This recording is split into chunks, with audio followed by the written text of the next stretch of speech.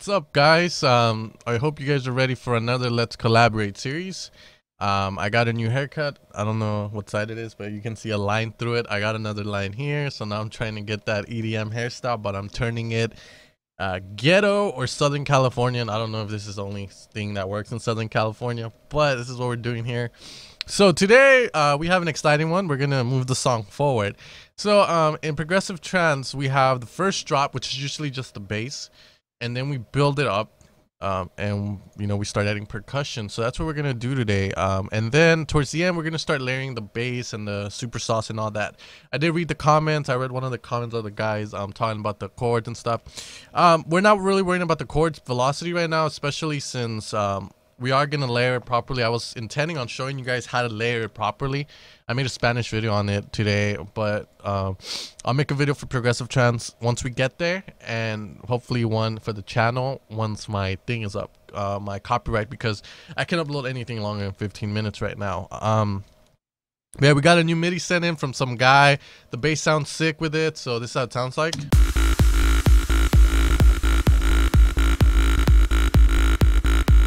Okay, so this is what we're gonna use today. We're gonna be working on drums, maybe a little bit of effects. We'll see where we get, and we are gonna layer the bass more. Again, with time, we're just trying to get the idea down, and then we'll start layering and all that good stuff. So I am gonna teach you guys how to layer the super saw. I am gonna layer different sounds to make the super saw, where each sound is playing a different note from the chords that we have right now. So don't worry about that. As for the bass request that you made, I'll try and make the bass the top layer of it, because like you said, there are a lot of layers, especially the tom bass that a lot of people use in progressive trance, which we might use here. I'm not sure yet. And but yeah, we'll get into that later in future episodes. But for now, we have to move this forward. Okay, so we're gonna be working on the drums. So we want to pick our claps. So I do have a lot of stuff in the trance section, I'll tell you that. So we're gonna use the ultimate drums. Let me delete this one. We're going to be using the ultimate drums trance, and what I want to get is the claps.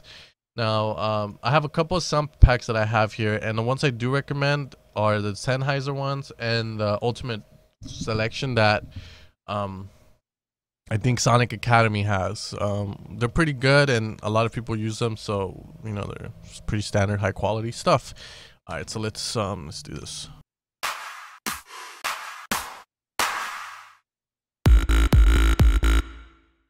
Okay, we're gonna use that clap and then do it here. See, okay.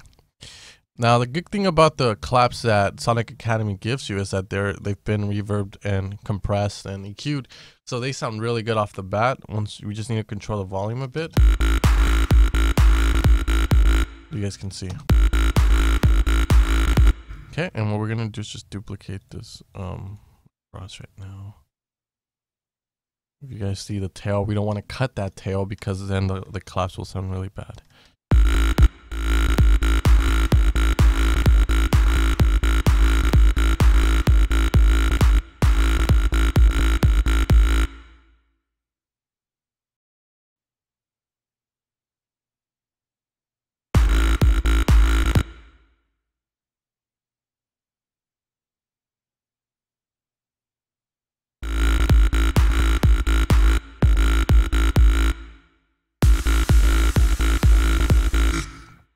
Now we're gonna add a pattern here. We're gonna add a hi-hats and all that good stuff pattern. So hats are usually very straightforward in trance. They use all the same rhythm. We can do different rhythms though, but the reason the rhythm is used a lot, and I'm gonna make a video on this probably today, is the generic EDM kind of stuff they use. They use a lot of rides and stuff on the kick, which I will do right now. But first, let's get those hats going. You can always use loops as well. There's nothing wrong with it, as long as you make sure that the loop isn't fighting against the bass's rhythm, because the problem with using loops is that all loops they weren't made specifically for the track you have. But what happens is, if you have a lot of rhythm going on, and by that I mean your bass has a good rhythm, you have hi-hats with good rhythm, you can have really good rhythms, but if the rhythms don't go well with each other, what happens is they start fighting, and pretty much your track starts sounding flat, like it doesn't have any groove to it. Like, it doesn't make the girl with big boobs at the club go like, hey, it just sounds really flat. So be careful with that. But the combination that always does work is the one we're gonna make for this one, which I've done for the previous ones. Okay, now what we want to do here is just have this. I believe it's like this.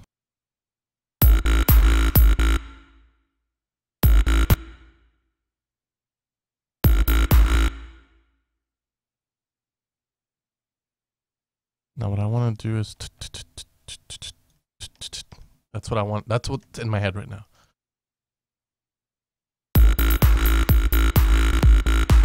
Okay, so it kind of complements it.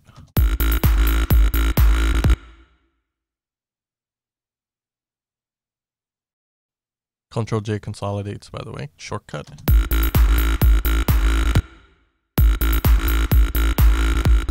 Now here I want like a sort of like a like maybe a closed hat, maybe. We'll see right now. Control T. We're gonna open up another hat. Whoops. Sorry, it's because my caps lock is the button I push to talk.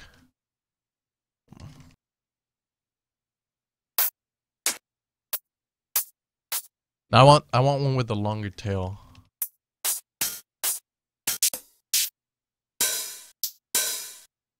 Maybe this will work.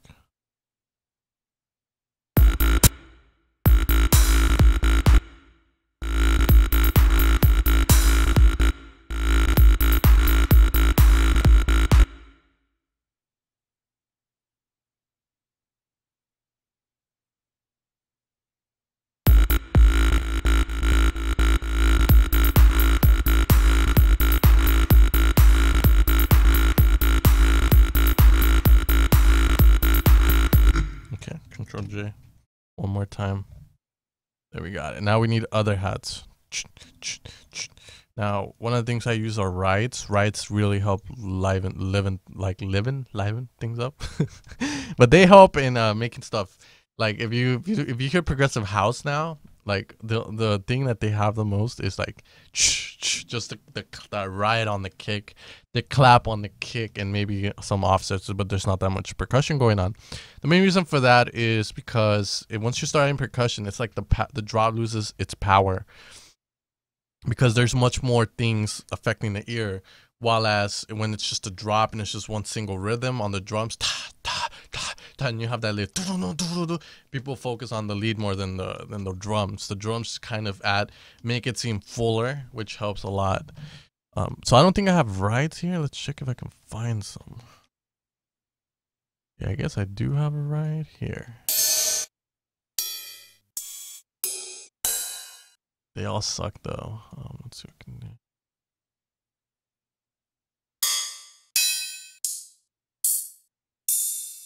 There we go. This one works.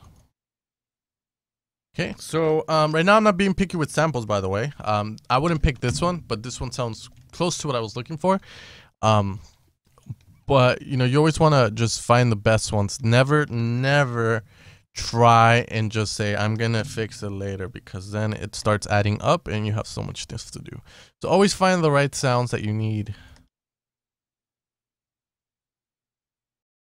because you know, you don't want to have a shitty track and then like once you go look at it and you're like, god damn, it needs so much work. Then you quit on it. Okay, we're gonna lower the volume tremendously. This ride we want it in the center, by the way. We can have it wide if you choose to, but that's all up to you guys depending on what elements you guys have in your track.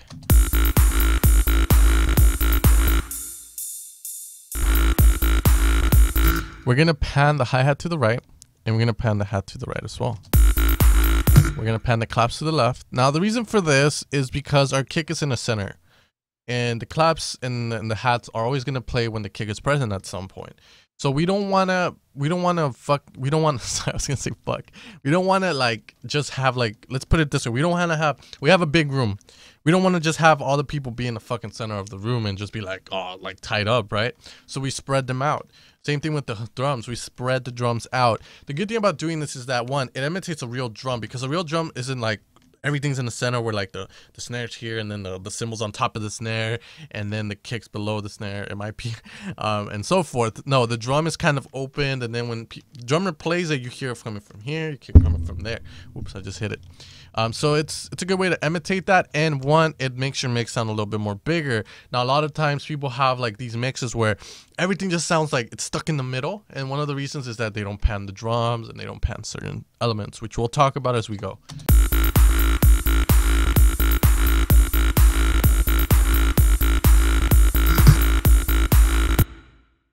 Now we want to add a couple more elements to this. We're gonna add toms. Now, I don't know if we're gonna have like this just coming straight at you, because on the first drop maybe we'll have the right speed there already to kind of liven it up. But right now I'm looking for some sexy toms. So we have some toms.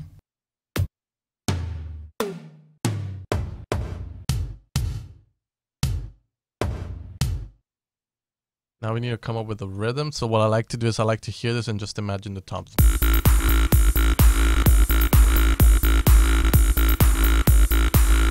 Okay, so this one's a standard rhythm. I think it goes like tom, tom, tom, tom. And now you want to look at this. This is my way of doing it. You play the track, and then in your head you're going, okay, when is it going to go? So here, I'll show you guys how I do it.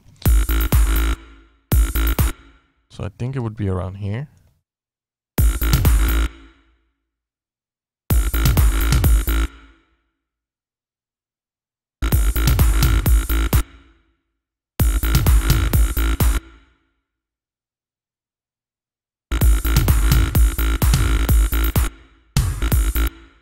Now, one of the key things you also want to notice that you don't want the tom playing like the moment the kick hits. One, you're not gonna hear it, and it's gonna fuck up some stuff, and two, it doesn't add any rhythm, so there's no point in doing it. And the point of a tom is to give that doom doom doom doom, kind of like that bouncing feeling. So that sounds like a good rhythm there.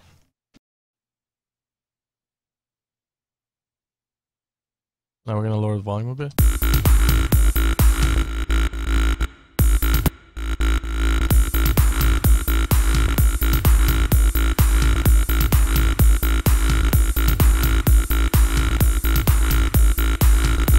One of the things I hate is that we hear the stuff and we loop, like, you know, we have the stuff looping all the time, and after a while you just get tired of it, so you lose the sense that it's actually kind of good, and you just start thinking it sucks balls.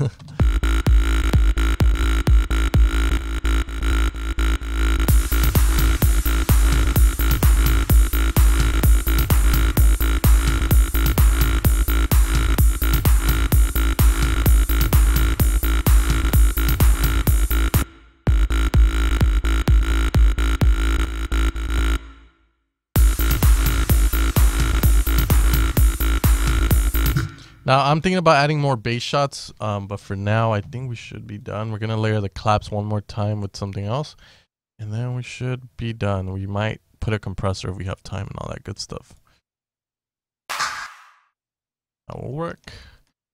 We want to pan it. Now, you don't want to pan it exactly how you pan this one here. Just think of it as, why would you put, you're trying to cover a room full of people. Why would you put the person that, why would you put someone on top of someone else if you're trying to cover the whole room? Same thing here. You don't want to put the clap to be panned exactly like the other clap. You kind of want to move it just a tiny bit. The reason for that is because, one, it'll cover more of the left side, and it'll sound more big, and then they won't be identically in the same stereo section. So layering isn't just mounting stuff together. It's mounting stuff together, but at the same time, it's kind of making the presence of it be more there, like it doesn't get lost because it's covering more space. So that's what we're doing here.